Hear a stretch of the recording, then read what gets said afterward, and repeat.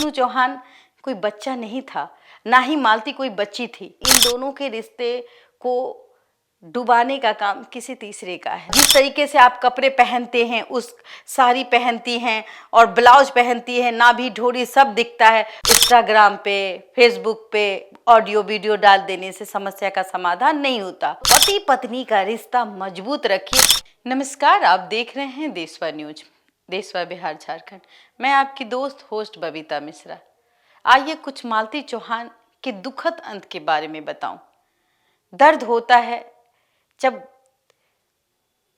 उगता हुआ सितारा अचानक से नीचे की ओर चला जाता है। इसके पीछे का रीजन क्या हो सकता है, जानने की जरूरत है। आज हम सोशल मीडिया पे इतना एक्टिव हो चुके हैं कि अपने घर की हर बातों को सोशल मीडिया पे साझा करते हैं।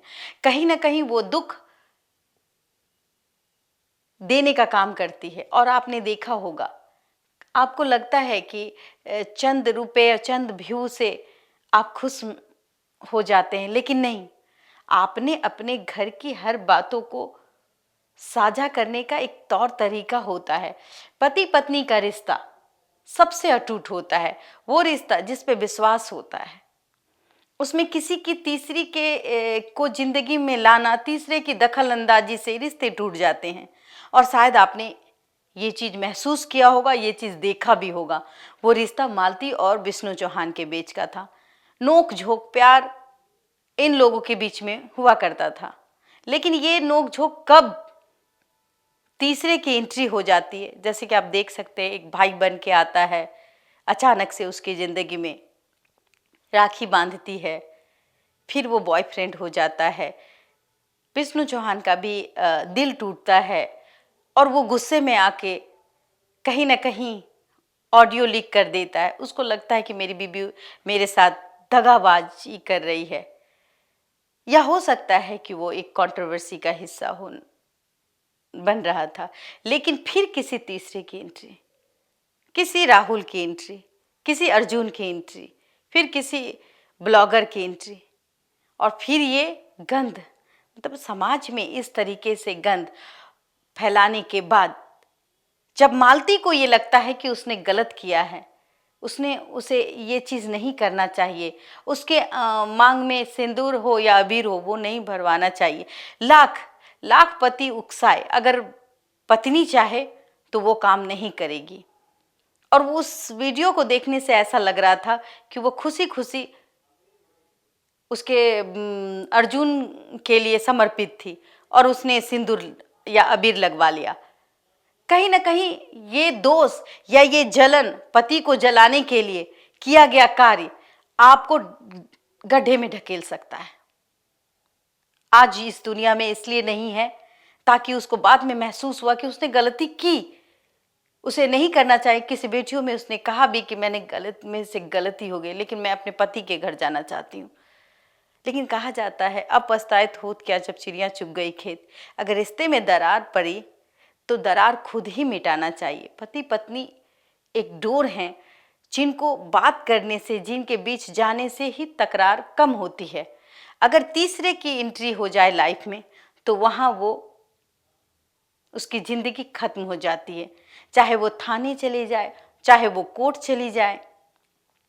थाने जाने से भी कहीं ना कहीं दूरियां जो है और बढ़ती चली जाती है। मैं बस इतना ही चाहूँगी, जितनी भी महिलाएं हैं, पहले आप अपने पति को घर में समझाएं कि वो ऐसा ना करे। अगर वो ना समझे तब भी आपको प्रताड़ना करे, तब आप डिसाइड करें कि हमें क्या करना है, हमें इनसे कैसे निपटना है। हमें चुप भी नहीं रहना है, हम नज़दीकी थाने जाएं, ना कि किसी ब्लॉगर, ना कि किसी इंस्टाग्राम पे, फेसबुक पे ऑडियो वीडियो डाल देने से समस्या का समाधान नहीं होता। थाने में जाने से होता है। वकील से बात करें, अपनी बातों को रखे कि कितने सालों से हमें प्रताड़ना मिल रही है, या फिर कुछ चंद दिनों में अगर मेरे पति ने मुझ पे शक किया तो इसका रीज़न क्या है, उसको ढूंढे, उसको अपने घर से दूर करे। आज आपने एक दुखद घटना देख ली, एक जमीन से उठा हुआ सितारा विष्णु चौहान। सोचिए, उसने भी अपनी पत्नी के लिए प्यार ही ढूंढा होगा, वो अपने बच्चों के लिए भी प्यार करता ही होगा। ऐसा नहीं है कि तुरंत वो अपनी पत्नी को इतने बड़े इल्जामों पर डाल दिया जाता है। कहीं ना कहीं इन दोनों के रिश्ते को डुबाने का काम किसी तीसरे का है, और तीसरे को अपने घर मत लाइए। रही बात विष्णु चौहान कोई बच्चा नहीं था, ना ही मालती कोई बच्ची थी, एक पेरेंट्स थी, एक बच्चे की माँ थी, एक बच्चे का पिता था जिसको भविष्य में अपने बच्चे को बड़ा करने की उम्मीद थी। उसने ये भी कहा था कि मैंने नहीं पढ़ा, मैंने कुछ नहीं किया, लेकिन हम अपने बच्चे को IAS IPS बनाएंगे। उसने हमसे भी ये बात शेयर की थी, लेकिन अब क्या ही कहना, अब वो हमारे बीच न मालती है और न विष्णु तो जेल में है। कहीं ना कहीं इनके फॉलोवर्स, इनके सब्सक्राइबर ही इनके दुश्मन हो गए, इसलिए कि जब ये ऊपर उठे तो इनके जलने वालों की कमी नहीं थी। और जलने वाले वही यूट्यूबर हैं जो आपको लगता है कि ये आपके साथ हैं, पर वो आपके साथ नहीं है, आपके सब्सक्राइबर से जलते हैं, आपके फॉलोवर्स से जलते हैं। ऐसे ऐसे लोग आपके आगे पीछे घूमें तो आप समझ जाइए कि आपके ही व्यू के कारण वो आपसे सटे हुए हैं। तो इन सब लोगों को दूर करने की ज़रूरत है, इन सब लोगों को अपने ज़िंदगी में लाने की ज़रूरत नहीं। और ब्लॉगर आपका भविष्य नहीं तय करेंगे। ब्लॉगर एक वर्चुअल दुनिया है, समझिए इस बात को। हम टीवी में बात करते हैं, हम यूट्यूब पे आके बात करते हैं, ये वर्चुअल दुनिया है। हम वर्चुअल दुनिया में जीने की कोशिश ना करें। हमारी ज़िंदगी सामाजिक होती है। जब हम यहाँ से निकलते हैं तो फिर हम सामाजिक बंधनों में बंध जाते हैं। तो पति पत्नी का रिश्ता मजबूत रखिए, किसी तीसरे की एंट्री आपके घर की बर्बादी हो सकती है, जैसे कि आपने देखा मालती चौहान और विष्णु चौहान का।